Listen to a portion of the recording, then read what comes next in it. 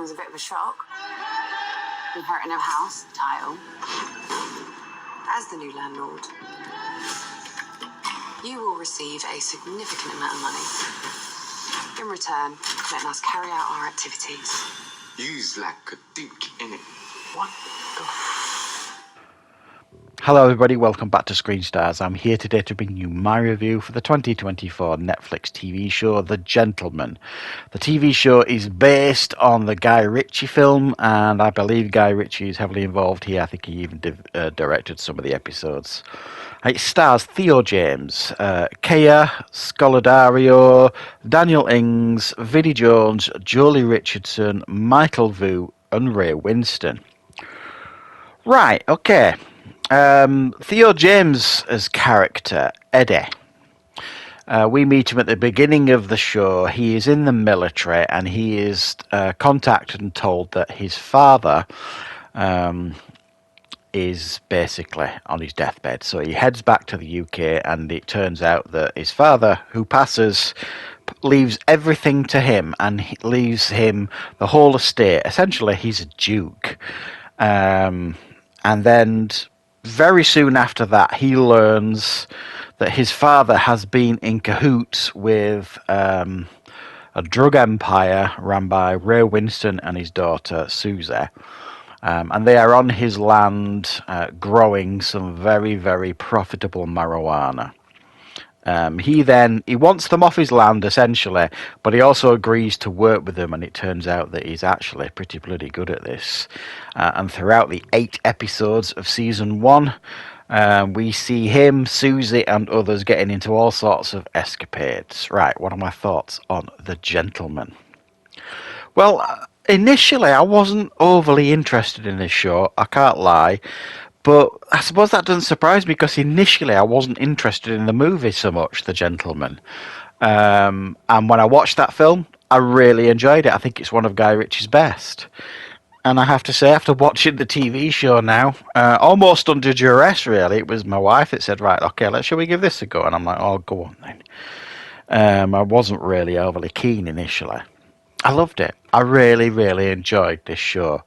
It's 8 episodes. It doesn't overstay its welcome. It's very, very smartly written. It's incredibly entertaining and very, very funny. And I really enjoyed, generally speaking, all the characters that are given to us in this show. I thought there were some very, very memorable characters here. Now, Theo James.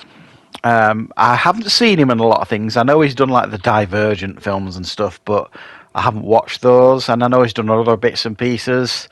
Well, this guy, he absolutely croons his way through these 8 episodes. Brilliantly cast, playing this resourceful and suave duke that is essentially working to protect him and his family, but also he's got an absolute knack for this gangster lark. He's got amazing chemistry with Kea Scolodario, and I probably pronounced that wrong, who plays Susie Glass, who's the daughter of Ray Winston. They've got absolutely knockout chemistry. There's like this, sexual tension as well between them. It's almost like the Mulder and Scully thing, you know what I mean? Will they, won't they? They kind of work together brilliantly, but they're also trying to outdo each other as well. They've got their own little schemes going on, and it's just brilliant, brilliant casting. And I think they're both absolutely fabulous in this film. And then you've got Daniel Ings' character, Freddie, who essentially is Theo James's older brother, who should really have been left everything, but because he's such an imbecile, clearly, that's why he doesn't get left everything and become the next Duke.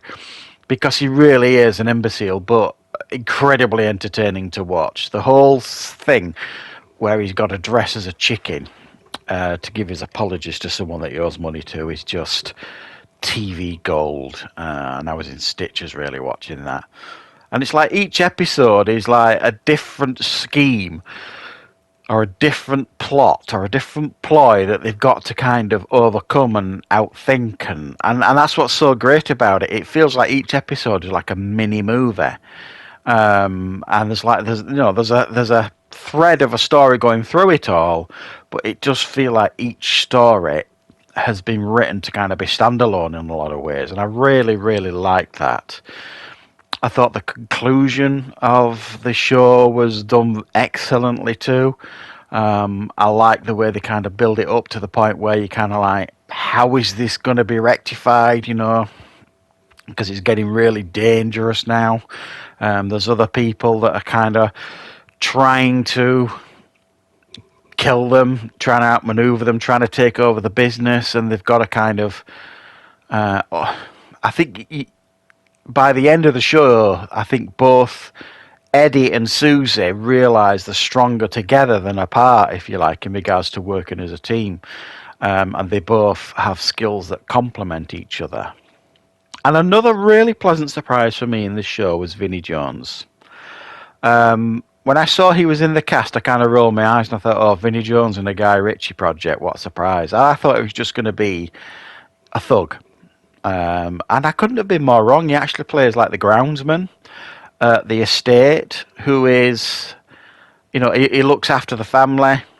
He has very knowledgeable about this marijuana business, and he's very protective of the family. He's very loyal, and he's a great advisor as well to many of the family members. I thought it was quite a nuanced role for Vinnie Jones, and while I would argue that I've probably not been the most complimentary about his acting over the years, I think it's fair to say, and this is about as complimentary as I ever get towards Vinnie Jones, I think it's fair to say that he has matured into an actual actor, quite a fine one when with the right role. And his performance was a pleasant surprise here.